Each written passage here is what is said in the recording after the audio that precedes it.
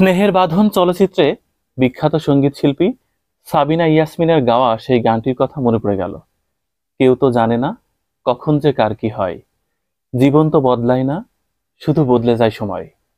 উঠানের মাঝে শুয়ে আছে নাজমুল ভাই, ২৬ বছরের টকবগে যুবক, ক্যান্সারে আক্রান্ত, মৃত্যুর প্রহর গুনছে, বিনা চিকিৎসায় বাড়িতে পড়ে আছে।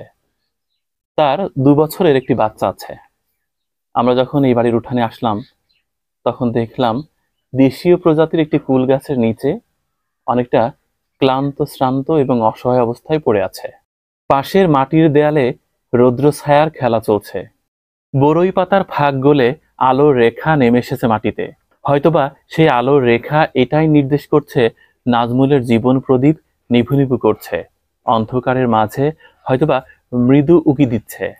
এখনই যদি চিকিৎসার ব্যবস্থা না করা হয়, তাহলে সম্ভবত এই পৃথিবী থেকে বিদায় নেওয়া লাগতে পারে। মনে হলো এই বিষয়টি আপনাদের সামনে তুলে ধরি। আপনারা সবাই জানেন, আমরা প্রতি মাসে ২-৩টা মানবিক কন্টেন্ট নির্মাণ করে থাকি। অভাবী সংসারের প্রয়োজনে নাজমুলের পড়ালেখা খুব একটা এগোয়নি।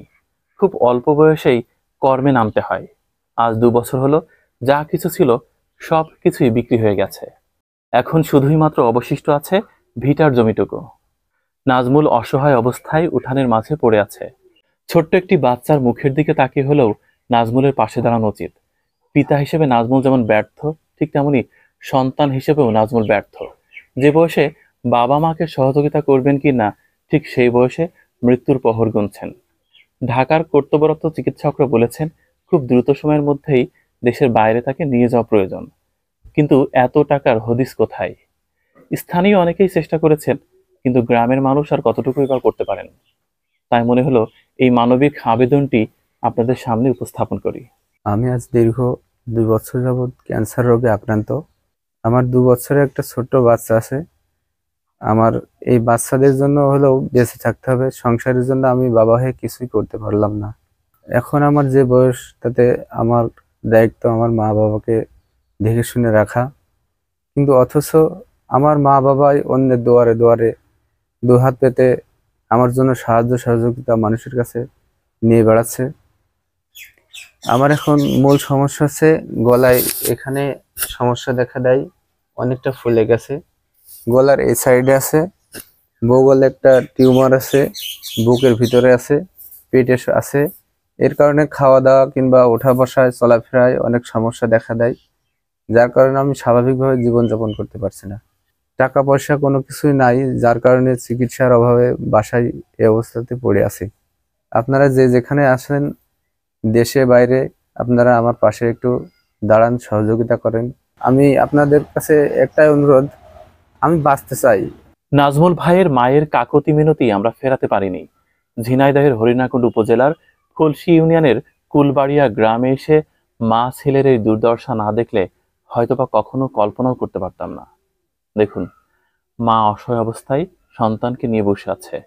একমাত্র ছেলের সুস্থতার জন্য দাঁড়ে দাঁড়ে ভিক্ষা করছেন, তবুও সামান্য কিছু ব্যবস্থা করতে পারেননি।